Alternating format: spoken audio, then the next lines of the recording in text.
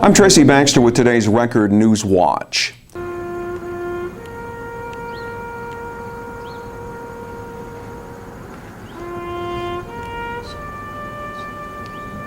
"11 years later, the memories have not faded."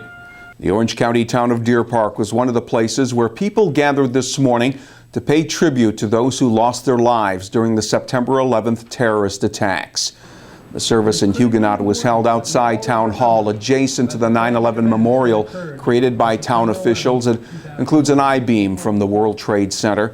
Those who came to remember the events of that day 11 years ago talked about the need for us to remain vigilant. We realized that we weren't invulnerable. We were vulnerable to attack.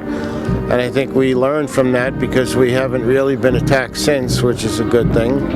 I think the country is smarter with regard to that. It's something that people should tell their children, tell their grandchildren, so this lives on forever.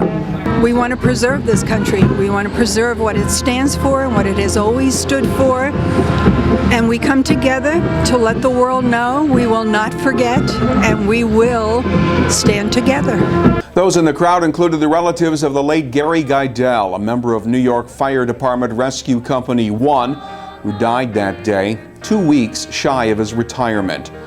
Wife Matilda said he'd been looking forward to moving from Staten Island to their new home in the town of Greenville.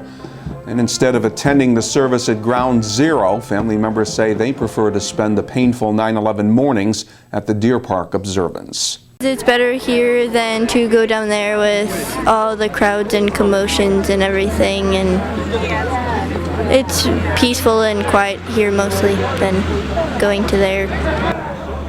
Has it gotten any easier 11 years later with all of this, or no? Not at all. Today's Town of Deer Park service included the tradition of placing bows and ribbons on a memorial tree that had been planted outside Town Hall. The town of Deer Park was just one of a number of communities holding 9/11 observances in our region today. Among the others, the memorial service at Robert Post Park in the town of Ulster that was conducted by local fire companies. There, a wreath was tossed into the water at 10:28 a.m. to mark the time of the collapse of the World Trade Center North Tower. Now keep checking back here at Record Online for a complete report on all the day's activities marking the 11th anniversary of the September 11th attacks. They've been renewing Newburgh one house at a time. And this afternoon, officials with Habitat for Humanity gathered for a ceremonial groundbreaking on a vacant lot along East Parmeter Street that will soon be home to 5 more single attached houses. The new houses to be built in this $1 million project represent Phase 3 of Habitat's East Parmeter Street neighborhood revival that, when completed, will total 24 new houses near Washington's headquarters, where blighted and abandoned structures once stood. And Habitat Executive Director Kathy Collins says there was a reason why the ceremony was held on September 11th. Gives a symbol of hope to this day that so often causes much pain for many people. Our total development costs in comparison to many others are quite low because we leverage every dollar that we can with volunteer labor. The selected partner families will help with the construction of the new homes that are scheduled to be completed next spring. Since it was formed in 1999, Habitat has built 58 homes in the city of Newburgh so far. Orange County Executive Ed Diana is sounding a warning to the county's department heads. Give them a budget plan for next year that includes a 10% reduction in their workforce. Diana will present his budget proposal to the county legislature in a few weeks, and he says he needs to prepare for a worst-case scenario. County Executive's directive comes on the heels of a warning that funding the county's Valley View nursing home, rather than selling it, would force the county to raise taxes by more than 17% and lay off more than 300 county employees. Opponents of a Valley View sale don't buy those numbers.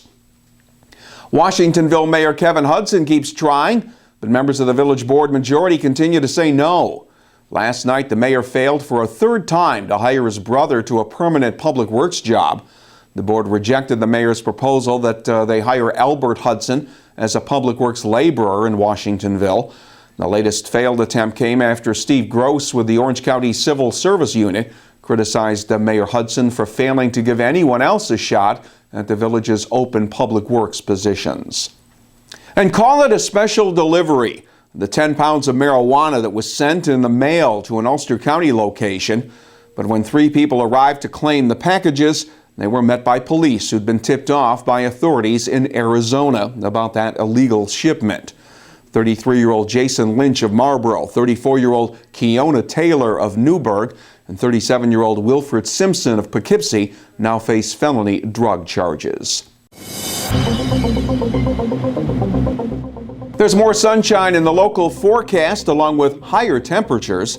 Wednesday will be sunny and warm with temperatures getting up around 80 degrees. Thursday will be sunny and even warmer with the highs reaching the low 80s.